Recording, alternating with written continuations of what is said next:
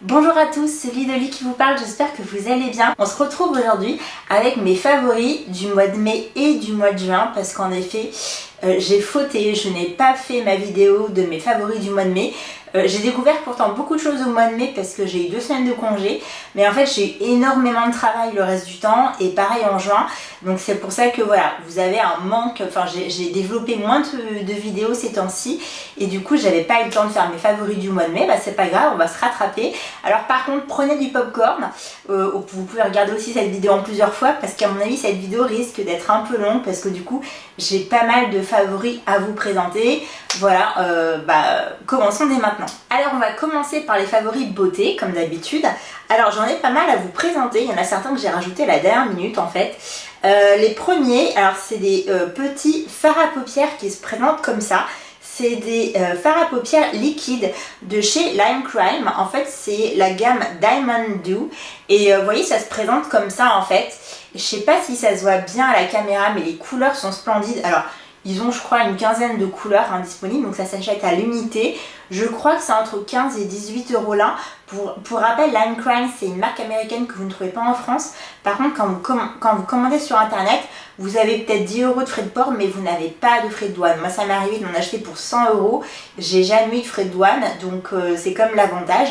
Donc voilà, et donc là j'ai vraiment craqué pour ces ombres à paupières liquides. J'en ai acheté plusieurs mais je les ai pas toutes testées, donc là je vous présente celle que j'ai testée. Celle-ci je l'adore, c'est la teinte Dragon parce que c'est une sorte de vert, j'ai pas envie de faire de swatch parce que j'ai pas envie de tacher mes vêtements, mais c'est une sorte de vert, vert un peu, enfin pas émeraude, un vert un peu plus foncé, je sais pas si ça se voit des masses. Je vous mettrai une photo sur mon blog, ça sera peut-être plus parlant. Parce que là je sais pas si ça se voit, donc vous voyez c'est des ombres liquides pailletées, ça c'est peut-être le truc que j'ai oublié de vous dire. Par contre quand je vous dis pailleté, c'est pas nacré, c'est plein de paillettes, donc par contre il faut que vous aimez les paillettes. Si vous aimez pas les paillettes, clairement je vous le conseille pas parce que par contre ça se voit de dingue. Et donc du coup il y a plusieurs teintes, plusieurs couleurs disponibles, donc là c'est vraiment un vert, je dirais un vert mais c'est entre le vert émeraude et un vert un peu plus foncé. Mais franchement il est splendide. Alors vraiment, mais du coup c'est vraiment un verre avec plein de paillettes. Il s'applique franchement super facilement. Par contre mettez bien une base en dessous et mettez bien une brume fixatrice après parce que du coup comme c'est une ombre liquide, alors elle sèche mais j'ai de temps en temps elle a un peu tendance à aller dans les plis, ça dépend des teintes en fait. Mais vraiment j'adore et vraiment si vous aimez les looks pailletés ou pour une occasion spéciale, c'est vraiment sympa. Et du coup je vous montre juste l'autre couleur que j'adore qui est une sorte de rouge légèrement cuivré qui est la teinte, si j'arrive à la lire, Caméléon. Donc en fait c'est une sorte de bordeaux pailleté et franchement il est splendide, donc pareil bourré de paillettes mais il est super joli, facile à appliquer. Moi j'adore cette idée quoi, Lime Crime ils font des trucs un peu foufou toujours avec plein de paillettes très visibles. On trouve pas ça en France, c'est un peu dommage, mais vraiment j'adore voilà, j'adore cette idée là et franchement ces ombres à paupières elles sont très sympas, vous n'êtes pas obligé de toutes les acheter bien sûr, vous pouvez acheter les teintes qui vous plaisent, mais c'est très sympa. Autre favori beauté, c'est aussi un produit de chez Lime Crime, donc ce n'est pas fait exprès mais en fait j'ai fait une commande avec en fait essentiellement les fards à paupières que je vous ai présentés et ce petit blush super mignon. C'est la teinte, alors il s'agit de la gamme Softwear Blush. Et en fait c'est la teinte Fresh Drive, donc vous voyez le packaging est super mignon. Alors c'est assez fleuri, ça change un peu des licornes on va dire. Alors attendez, par contre c'est toute une histoire pour l'ouvrir. En fait j'adore parce que c'est un fard à paupières crème et j'adore la texture, ça s'applique hyper facilement sur vos joues et ça apporte vraiment une touche de lumière. Alors c'est pas celui que je porte dans cette vidéo, là je porte la palette, vous savez que j'avais acheté chez Becca je crois, la collection vous savez Kardashian x Becca je crois, mais là vraiment ce blush il est très sympa. Bon vous voyez que je l'ai utilisé déjà, vous voyez il est un peu creusé et il est super sympa parce qu'en fait, alors par contre faut ne pas le mettre au doigt, mettez-le au pinceau sinon vous verrez pas du tout, vous verrez rien, ça va pas s'appliquer sur la joue, donc vraiment mettez-le au pinceau. Mais il est super joli, donc faut aimer les fards à joues crème, mais moi comme j'ai la peau sèche, j'aime beaucoup les fards à joues crème, je trouve que ça change. Il s'applique super bien, il fait à la fois naturel mais apporte une sorte de glow qui est super joli. Moi j'aime beaucoup et donc pareil, facilement trouvable sur le site de Lime Crime. Un autre favori, alors là je vais passer assez vite parce que je vous avais déjà présenté cette gamme, mais j'ai craqué sur cette couleur. Je suis allée chez Kiko récemment en fait, juste pour aller voir parce que j'attendais quelqu'un, je sais plus. Et du coup j'ai acheté ce rouge à lèvres. Je vous les présente plus parce que c'est les, vous savez, je connais jamais le nom de la gamme, mais vous savez, c'est les rouges à lèvres de chez Kiko dont je vous ai parlé plein de fois parce que vous savez partie de mes favoris de l'année dernière et que j'utilise très souvent, encore maintenant. Et du coup, c'est des favoris à double embout. Vous avez l'embout de la teinte qui est là. Vous laissez sécher 5 minutes sur vos lèvres et si vous avez envie d'avoir un effet un peu plus glossy, vous pouvez ajouter le gloss qui est là. Et moi j'adore, je vous l'ai dit, parce que déjà ils ont plein de teintes différentes, vraiment plein de nude, plein de rose, plein de rouge, enfin ils ont vraiment l'embarras du choix. Et moi j'ai craqué sur ce rose parce que je trouve que c'est un rose nude foncé mais qui va un peu avec tout en fait, et c'est celui que je porte dans cette vidéo. J'imagine qu'il se voit bien quand même, et du coup moi j'aime beaucoup.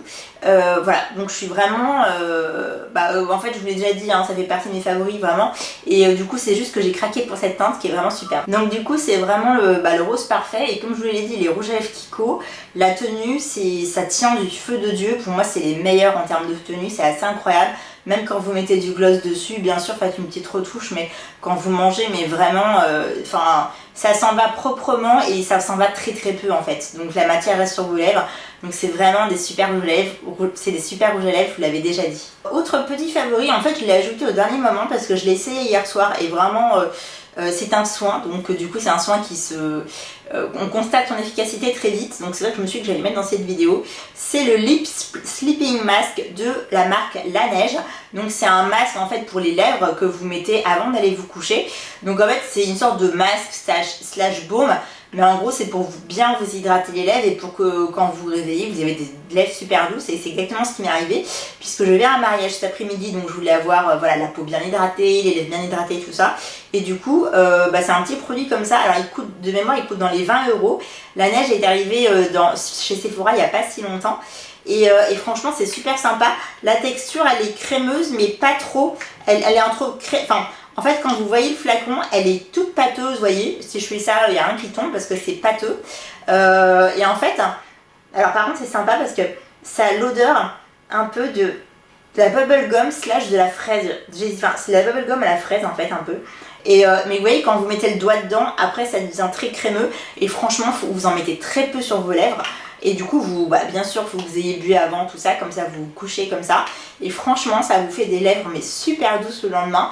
Donc c'est vraiment super efficace. Donc voilà, je me devais de vous en parler. Autre produit favori de tous les temps que je porte aujourd'hui. Alors comme je suis pas non plus tout en face de la caméra, je sais pas si ça se voit. En fait c'est un highlighter de chez Huda Beauty. Je l'avais acheté il y a quelques mois, mais pour être honnête je l'avais pas vraiment testé parce que je suis beaucoup moins sortie. Puis voilà, je me suis dit que j'allais plus le mettre pour l'été. Et du coup c'est la teinte Luna. Donc c'est des highlighters qui se... Vous voyez, on est d'accord que l'highlighter est immense, hein, on le voit, c'est un truc immense. Et pourquoi? Parce qu'en fait c'est un highlighter qui est fait à la fois pour le visage et pour le corps. Et moi je trouve ça super sympa pour l'été du coup. Et vous voyez par exemple là je vais le mettre pour le mariage. Je trouve que c'est pour les fêtes, pour avoir un corps qui brille, tout ça, moi je trouve ça hyper sympa. C'est la teinte la plus claire que j'ai prise, c'est la teinte Luna. Et du coup il y a pas mal, je sais pas vous dire la contenance, je voulais vous dire la contenance mais je ne la vois pas, mais vous voyez ça quand même ça tient pour vous en avez pour un bon moment. Et comme vous voyez c'est un highlighter mais qui brille mille feux. Alors je sais pas trop si ça se voit dans la vidéo, mais franchement il est hyper efficace. Faut y aller hyper mollo pour le visage. Autant le corps, bon pareil, mais vous étalez. Mais le visage, vous mettez une toute petite noisette sur votre main et vous prenez après au doigt pour tapoter là où vous voulez mettre l'highlighter. Mais par contre, allez-y mollo parce que le truc il brille du feu de Dieu. Donc comme c'est vous savez, un highlighter liquide en fait, hein, puisque c'est en format pompe, vous n'avez pas besoin d'en mettre des tonnes, hein. Vous en mettez une noisette sur votre main pour bien l'appliquer sur les zones où vous voulez que ça brille. Et franchement, il est hyper efficace. Alors faut aimer les looks qui brillent, les looks pailletés. Alors moi je trouve que ça brille, mais c'est un peu l'effet un effet illuminé, presque un peu dewy, vous savez c'est un peu la mode du moment. L'effet dewy c'est un peu un effet un peu mouillé, comme un peu l'effet qu'ont un peu les Asiatiques. Les Asiatiques, alors je vous parle des Asiatiques qui vivent au Japon, en Corée du Sud, tout ça, ils adorent cet effet un peu dewy pour avoir un look un peu mouillé, c'est sympa. Et du coup là c'est à la fois, ça illumine, mais je trouve que ça donne un peu un look mouillé. Et moi j'adore, donc vraiment, alors il coûte dans les 40 € je crois, mais quand même, vous voyez la taille de la lighter, clairement. Alors si vous l'utilisez pour le visage, il va vous faire des années. Et franchement je vous conseille de l'utiliser pour le corps, au moins pour l'été, parce que franchement c'est vachement sympa et voilà, ça donne un effet super joli. Et dernier favori beauté, c'est une brume en fait de la marque Tatcha. Alors que la marque Tatcha, mon plus grand regret, elle n'est pas encore vendue. Alors j'espère qu'elle va arriver, mais elle n'est pas encore arrivée chez Sephora France. Elle est disponible aux États-Unis en fait. Et moi je l'ai achetée sur Amazon. En fait Tatcha a un compte sur Amazon. Et du coup c'est une brume qui s'appelle Luminous Dewy Skin Mist. Donc c'est une brume fixatrice de maquillage. Sauf qu'en fait c'est un effet comme je vous disais, un effet, d'ailleurs ils le mettent dans le titre, c'est un effet un peu dewy, un peu effet mouillé. Alors je l'ai mis avant de faire cette vidéo, pour être honnête je ne sais pas si ça se voit parce que la caméra est trop loin, mais j'adore ce produit. Alors par contre il a un défaut, c'est qu'il est très cher. Enfin moi je le trouve très cher, ça coûte je crois 80 ou 90 €. Après on est d'accord qu'une brume, vous en mettez pas 10 tonnes, donc je pense que ça fait bien, ça peut faire bien 6 à 8 mois, ça dépend après si vous vous maquillez tous les jours, si vous voulez la mettre même quand vous ne maquillez pas. Pour être honnête, comme je mets souvent de l'highlighter au départ, j'ai pas vraiment vu l'effet, parce que du coup comme je mets souvent de l'highlighter, j'ai déjà un effet un peu dewy. Et en fait ce que j'ai fait, c'est que j'ai utilisé cette brume quand j'étais pas maquillée du tout, j'avais même pas de bébé crème ni rien. Et là vous voyez la différence de dingue quoi, vous avez vraiment un effet mouillé qui reste sur votre visage et qui est très sympa. Alors faut aimer ce style dewy, hein. Si vous n'aimez pas, que vous voulez un look très très mat, bien sûr ce produit n'est pas pour vous si vous aimez le mat, mais si vous aimez les trucs un peu glowy, un peu dewy, franchement c'est une brume, elle est géniale. Alors elle est très chère, mais franchement je suis hyper fan, je l'adore. On en a enfin fini avec mes favoris beauté. On va passer à mes favoris manga, parce qu'en fait, alors c'est des mangas que j'avais lus en mars-avril, et en fait j'avais oublié de les mettre dans mes favoris du mois d'avril, mais franchement je les ai tellement aimés que je me suis dit que j'allais vous en parler dans ces favoris là. Alors il y a d'abord la saga qui s'appelle Lollipop, que j'adore. Il y a 7 tomes de mémoire. Alors c'est pas des mangas récents, hein. Je crois qu'ils datent il y a quelques années déjà. C'est une amie qui me les a conseillés, si tu me regardes, hein. Petite dédicace à elle. Et franchement, bon, elle connaît mon style, hein, mais elle s'est pas plantée parce que j'ai adoré. Et en fait c'est une jeune fille qui a des parents, comment vous dire, pas un peu bizarre, mais c'est une jeune lycéenne en fait qui a des parents qui n'ont pas fait grand chose de leur vie, qui sont très insouciants, tout ça, et en fait les mecs gagnent au loto. Et en fait ils décident de reprendre leur vie en main et de faire des études de médecine. Et donc avant, faut bachoter pour être accepté dans une université pour les études de médecine. Et du coup ils décident de déménager pour suivre les études de médecine, sauf que elle n'a pas envie de quitter ses amis, son lycée, sa ville, tout ça. Donc du coup les parents acceptent qu'elle loge chez des amis à eux qu'ils connaissent, voilà. Donc elle loge dans une petite partie, c'est pas un garage mais c'est un truc à côté en fait. Voilà, donc cette famille lui fait à manger, tout ça, puis elle va à son lycée, enfin ça se passe bien. Mais la seule consigne, c'est que la mère de cette famille lui avait dit: ne t'approche pas de mon fils, je ne veux pas que mon fils te connaisse et je ne veux pas que mon fils vienne te voir voilà, dans cette nouvelle chambre que tu as. Et bien sûr le fils va venir la voir. Le fils a, moi je dirais je crois qu'elle a à peu près 15 ans et qu'il doit avoir dans les 12 ans, un truc comme ça. Enfin le fils est plus jeune en tout cas. Et bien sûr ils vont se rencontrer. Au départ ils vont pas trop s'aimer, après il va y avoir une petite histoire d'amour bien sûr. Il y a d'autres histoires en parallèle, je vais pas tout vous raconter, mais c'est un truc, c'est un shoujo quoi, hein. C'est un truc pour, enfin c'est une histoire pour femmes, mais bon, même si vous êtes un homme, hein, si vous aimez les trucs un peu romantiques, tout ça, vous allez aimer. Moi j'ai beaucoup aimé voilà, cette saga, donc franchement je suis hyper contente. Mais ça se lit assez vite quoi, 7 tomes ça va. Autre gros coup de cœur manga que j'avais lu au mois d'avril, c'est la saga Orange. Alors l'auteur c'est Ichigo Takano, donc que je ne connais pas, et en fait les dessins sont super jolis. Lollipop, alors ça dépend, les couvertures sont belles mais j'ai pas toujours aimé les dessins. Orange, j'ai beaucoup aimé en fait les dessins, et l'histoire elle est vraiment magnifique. Alors comme j'ai pris le tome 1, je vous propose de lire le résumé parce que je raconte pas forcément toujours super bien. Un matin, alors qu'elle se rend au lycée, Naho reçoit une drôle de lettre. Une lettre du futur. La jeune femme qu'elle est devenue 10 ans plus tard, rongée par de nombreux remords, souhaite aider celle qu'elle était autrefois à ne pas commettre les mêmes erreurs. Pour cela, elle décrit dans un long courrier les événements qui vont se dérouler dans la vie de Nao lors des prochains mois, lui indiquant même comment elle doit se comporter. Mais Nao a bien du mal à croire à cette histoire. Et de toute façon, elle manque bien trop de confiance en elle pour suivre certaines directives indiquées dans ce curieux courrier. Pour le moment, la seule chose dont elle est sûre, c'est que Kakeru, le nouvel élève de la classe, ne la laisse pas indifférente. Voilà, et en fait, franchement, c'est super... Enfin, j'ai trouvé l'histoire très belle, assez touchante, et assez originale, en fait, parce que du coup, c'est son elle, 10 ans après, qui veut changer, en fait, son passé, enfin, et surtout ne plus avoir ces remords qu'elle a eus. Et donc en fait dans ces lettres en effet elle décrit ce qu'elle a vécu et ce que son elle du passé doit changer pour que entre guillemets le futur change et pour pas qu'elle ait ces remords qui la rongent en fait. Et du coup franchement c'est très sympa. Bien sûr il y a un lien plus ou moins avec le nouvel élève de la classe, je vais pas vous en dire plus. Et franchement c'est assez original. Bien sûr pareil c'est un shoujo hein, mais ça se lit super bien, enfin c'est vraiment très mignon. Moi j'ai beaucoup aimé, voilà franchement c'est sympa, c'est très... Voilà, c'est une histoire qui m'a beaucoup touchée en fait et c'est une saga en 6 volumes donc pareil ça se lit très très vite. Alors j'ai 2 favoris musique à vous présenter. Le premier c'est la nouvelle chanson de Taylor Swift, Foncièrement. Alors quand je dis Foncièrement pas forcément parce que j'avais moins aimé son album d'avant, La Reputation, et là elle a sorti une nouvelle chanson qui s'appelle You Need to Calm Down et en fait bon l'accent anglais vous l'oubliez hein, parce que j'ai un très mauvais accent mais j'aime beaucoup en fait, alors j'aime beaucoup les paroles, c'est très pop donc c'est exactement ce que j'écoute en fait, j'adore et quand vous ajoutez le clip, si vous n'avez pas vu le clip je vous conseille vraiment de le voir, je vais le mettre dans mon article de blog. Le clip est juste incroyable, alors très coloré comme son premier clip là, dans son premier single d'il y a quelques mois. Et en fait c'est, alors dans sa chanson elle défend un peu la communauté gay et en fait entre guillemets c'est une chanson aussi qui parle un peu des trolls, enfin des critiques non constructives qu'elle a via des tweets, des choses comme ça, et c'est vrai que du coup elle s'engage, elle défend vraiment la communauté gay, transsexuelle, tout ça, donc à la fois c'est sympa et le clip est très sympa parce que du coup c'est à la fois très coloré, un peu très what the fuck. Et en fait, du coup, en fait, en guest, elle a invité plusieurs personnes connues, des célébrités américaines, qui, entre guillemets, ont déjà fait leur coming out, donc ces personnes connues, mais qu'on sait qu'elles sont gays ou transsexuelles, tout ça. Et du coup, elles jouent dans le clip, donc c'est assez sympa, enfin voilà. Et du coup, moi j'aime beaucoup parce que ça met quand même de la bonne humeur. Ça défend, entre guillemets, une cause, voilà, une bonne cause. Le seul truc, c'est que moi je pense que Taylor Swift...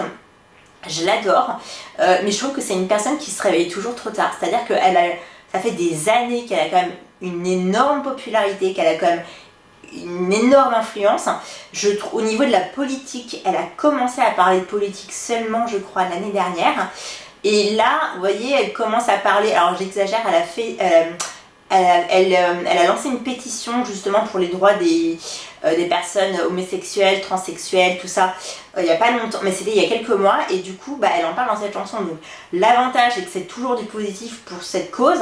Par contre je pense qu'en fait elle aurait pu faire ce genre de choses bien avant, puisqu'en fait ça fait quand même très longtemps qu'elle a comme une grosse influence, donc à la fois c'est bien parce qu'enfin elle en parle, mais je pense que c'est quelque chose qu'elle aurait pu défendre bien plus tôt. Enfin voilà, c'est un peu dommage, j'ai l'impression qu'elle se retient dans les opinions qu'elle veut, enfin dans ses opinions elle n'ose pas toujours partager, ou elle partage toujours avec 10 trains de retard. Alors par exemple défendre la communauté homosexuelle, transsexuelle, il y a des célébrités déjà comme Madonna, Lady Gaga, enfin il y en a plein qui le font depuis des années, c'est qu'elles sont connues pour ça et qui n'ont pas peur de leurs opinions en fait. Donc juste, c'est bien qu'elle assume ses opinions, Taylor Swift, mais c'est dommage qu'elle le fasse un peu tard. Mais bon, vaut mieux tard que jamais. Mais en tout cas, j'adore la chanson, j'adore le clip. Je vous conseille d'aller le voir. Et dernier favori musical dont je voulais vous parler, c'est le nouvel album de Pink, qui s'appelle Hurt to Be Human, qui est sorti il n'y a pas très longtemps je pense. Et moi j'adore Pink, c'est du Pink quoi, c'est très pop, elle a des chansons extrêmement belles. Il y en a plein, Can You Pretend, 90 Days qu'elle a sorti il n'y a pas très longtemps, Hustle qui est sympa. Enfin, si vous aimez pop, la pop en général, tout ça, que vous aimez le Pink, enfin que vous aimez Pink, parce que Pink quand même elle a une personnalité bien trempée, et surtout elle a un style qui se vole pas, je trouve. Elle a toujours eu son propre style, elle l'assume. J'aime beaucoup et j'aime beaucoup sa voix. Enfin, elle a toujours très belles chansons, très belles mélodies, tout ça. Et à la fois des chansons, à la fois des ballades et des trucs assez punchy. Je trouve que c'est assez... Enfin voilà, et je trouve que c'est jamais trop électro. Je trouve qu'elle est jamais tombée dans le piège un peu genre électro. Donc ça me plaît beaucoup parce que moi c'est le genre de musique que je déteste. Et je pense que tout le monde est à un moment est allé dans cette solution de facilité pour aller vers l'électro parce que ça marchait. Et je trouve qu'elle l'a pas fait. Donc c'est tant mieux pour elle. Elle reste elle-même et elle reste dans la pop. J'aime beaucoup. Et voilà, si vous aimez Pink, que vous aimez la pop, vraiment écoutez son dernier album, Heart to Be Human. Je vais terminer par mes favoris cinéma. Alors je vais pas vous partager mes favoris séries ce mois-ci. Pourquoi? Enfin en tout cas dans cette vidéo. Parce qu'en fait j'en ai tellement. Parce qu'en fait au mois de mai, comme j'ai eu 2 semaines de congé, j'ai découvert pas mal de nouvelles séries. Puis on a eu les jours fériés. Enfin voilà, on a eu quand même de la chance. Donc j'ai pas mal lézardé devant Netflix. Et du coup j'ai pas mal de favoris séries. Mais plutôt que les mettre dans cette vidéo et que cette vidéo fasse 1 heure, je me suis dit que j'allais vous faire une vidéo à part pour vous conseiller peut-être les 10 séries à regarder cet été. Donc je vous parlerai foncièrement des nouvelles séries que j'ai découvertes et que j'ai adorées. Mais donc je le ferai dans une vidéo à part, donc ça sera dans une prochaine vidéo. Donc pas de série dans cette vidéo, je vous en conseille pas, mais il y a quand même une rubrique cinéma / télé en fait. Alors je vais commencer peut-être par un film dont beaucoup de gens ont parlé, et encore j'ai entendu pas mal de bons échos sur les réseaux sociaux, mais en fait je trouve que le film est... C'est pas qu'il a disparu de l'affiche assez vite, c'est que je trouve qu'il y a eu... Les séances sont assez... Enfin, il y a eu beaucoup moins de séances assez rapidement, alors que je m'attendais à ce que le film reste plus longtemps. C'est Aladdin. Moi j'ai vu Aladdin il y a quelques semaines seulement, je voulais le voir hein, absolument, et j'ai adoré. Honnêtement je pensais pas aimer autant. J'adore Aladdin mais c'est pas mon histoire favorite, et j'ai adoré le film live qu'ils ont fait Disney, c'était superbe. Ils respectent totalement l'histoire de Disney. Les costumes, les décors, c'est somptueux, c'est magnifique. Il y a les chansons, les fameuses chansons de Disney, et en plus il y en a des nouvelles. Et vraiment c'est juste magique quoi, c'est super beau. Il y a un côté humoristique, les acteurs sont bons. Franchement c'est une très très belle histoire. Le seul bémol c'est que je trouve que c'est un film Disney. Je crois qu'il fait 2h05 ou 2h10. Il y a eu quelques longueurs. Moi je pense qu'ils auraient pu enlever facilement un quart d'heure, parce qu'il y avait pas mal de gamins dans la salle, et du coup les gamins à la fin ils en pouvaient plus quoi, parce que c'est un film trop long. Et nous, autant les films de Disney, ils n'étaient pas si longs, donc, enfin les films de dessin animé en fait, n'étaient pas si longs. Autant pour des enfants, le film était super, mais 2h05, ça fait long pour un gosse quand même. Déjà, moi je trouve que ça fait long, parce que j'en ai un peu marre des films qui durent plus de 2 heures. Donc voilà, donc moi c'est juste que je pense qu'on aurait pu enlever 10-15 minutes. Par contre, voilà, l'histoire est hyper bien respectée, c'est magique, les décors sont... Franchement, si vous n'avez pas encore vu Aladdin au cinéma, foncez. Alors, je vais vous présenter 2 favoris qui sont cinéma / série, parce qu'en fait, cinéma / télé, parce qu'en fait, je sais pas s'ils sont sortis au cinéma. C'est des trucs qui sont pas récents, mais que j'ai découvert un peu par hasard il y a pas longtemps. Le premier, c'est le film Veronica Decides to Die. Oui, je vous le dis avec mon super accent, bien sûr. Et en fait c'est un film avec Sarah Michelle Gellar, mais je crois qu'il date de 2010, donc youhou, je vous présente pas du tout de trucs récents, mais j'ai découvert il y a pas longtemps en streaming en fait, et du coup j'ai beaucoup aimé ce film, et je sais pas, j'en ai jamais entendu parler avant. Je comprends pas pourquoi, parce que Sarah Michelle Gellar elle a joué dans des bons films, et puis elle a joué dans des films que moi perso j'ai pas trop aimé, mais j'adore cette actrice. Pour moi, alors non seulement elle représente Buffy, et voilà, pour moi un peu le féminisme, enfin, j'aime beaucoup cette actrice, en plus je la trouve extrêmement... elle a une palette en fait au niveau des émotions, j'adore. Et en fait dans ce film elle est juste, comment vous dire, elle est très émouvante, et c'est un film alors qui est assez glauque, mais à la fin qui vous donne envie de vivre. Donc je sais pas si je m'exprime bien. En gros c'est Véronica, donc elle doit avoir la trentaine, qui a très bien réussi dans sa vie, elle a un super poste à New York, tout ça. Et en fait elle tente de se suicider, mais genre vraiment elle voulait pas faire une tentative, elle voulait vraiment se suicider, puisque du coup je crois qu'elle a pris des médicaments, et je sais pas, il y a eu un autre truc, enfin vraiment elle voulait pas se louper. Donc elle est restée 2 semaines dans le coma, ou 1 mois, je sais plus, et puis du coup elle s'est réveillée dans un hôpital psychiatrique. Donc bien sûr elle veut partir, tout ça, mais on lui dit non, on va pas vous garder contre mon gré, mais on vous conseille de rester. Et en fait il lui annonce que les médicaments qu'elle a pris en fait ont bousillé une valve au niveau de son cœur, et qu'en fait elle allait mourir qu'elle va mourir dans les prochaines... Enfin qu'elle a juste quelques semaines en gros, elle n'aura même pas 6 mois, elle va mourir dans les prochaines semaines. Donc voilà, elle au début elle sait pas trop comment penser, mais comme elle voulait mourir, ça la choque pas plus que ça en fait, elle se dit bon bah tant pis, de toute façon comme je voulais partir, voilà. Donc elle est dans un hôpital psychiatrique, donc bien sûr elle a des sessions, tout ça. Et petit à petit elle va faire connaissance avec plusieurs patients, dont un qui va spécialement la toucher, je vous dis pas comment. Et du coup elle va découvrir petit à petit, alors elle sait qu'elle est entre guillemets mourante, donc il y a des fois elle se sent mal, des fois elle se sent mieux, donc elle peut se lever, tout ça.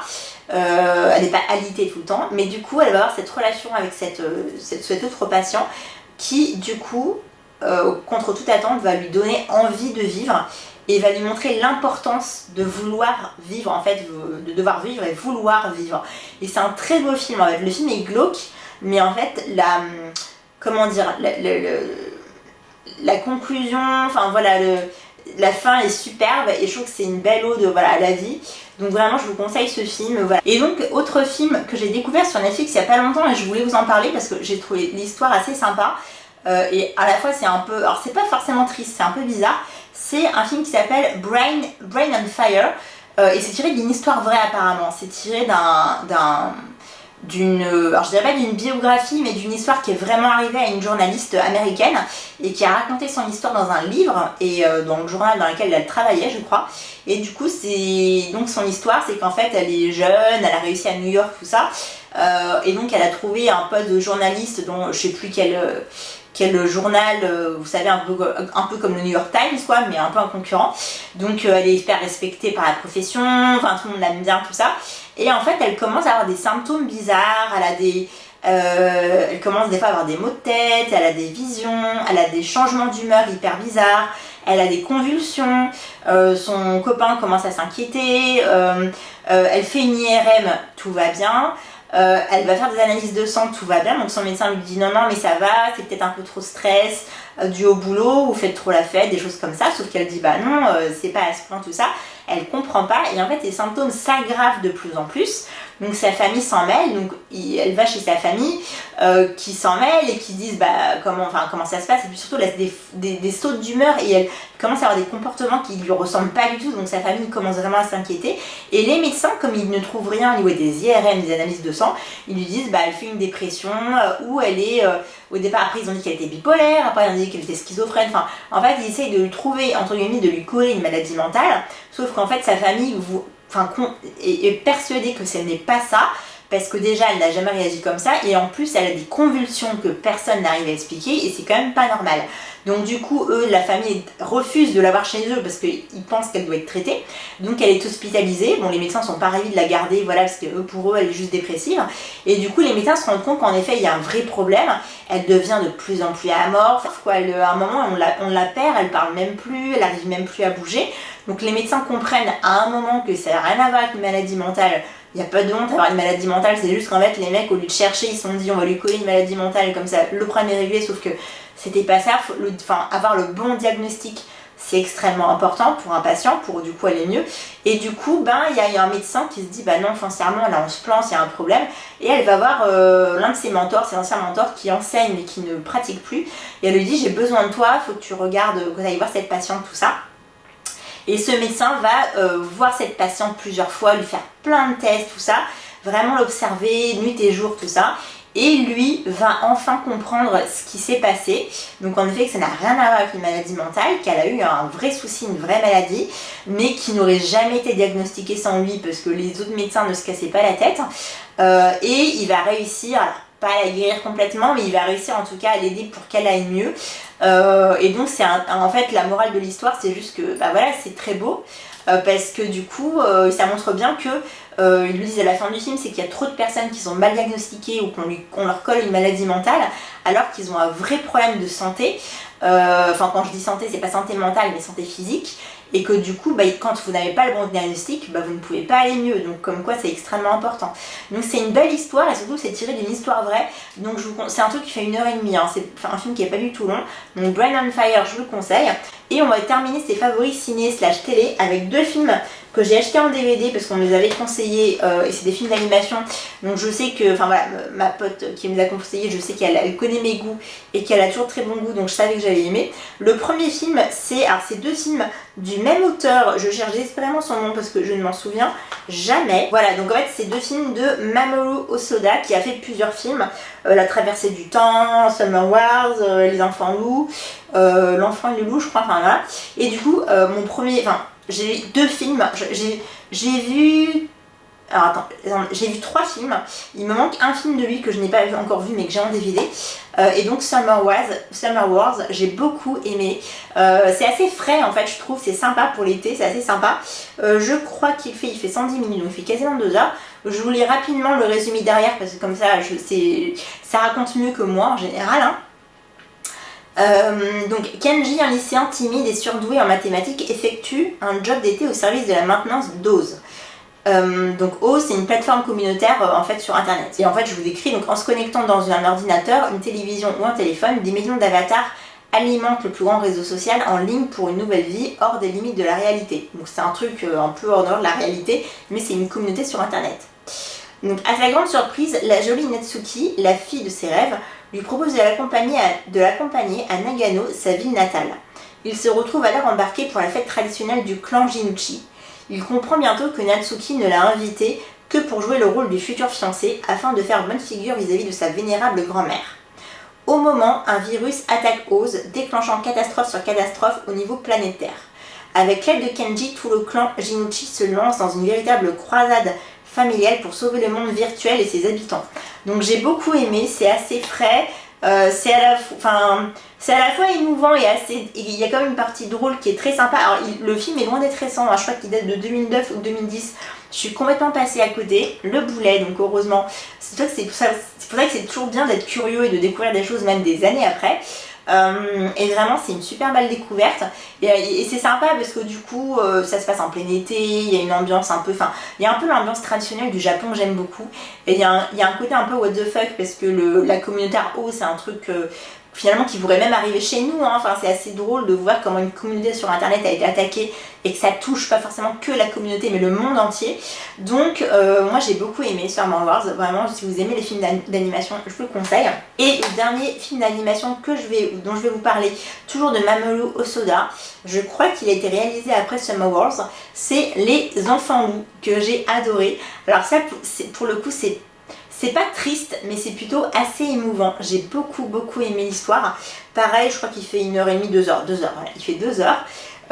C'est une très belle histoire, j'ai beaucoup aimé. Alors, je vous l'ai pas dit pour Summer Wars, mais moi j'aime beaucoup le character design, les dessins, j'aime beaucoup.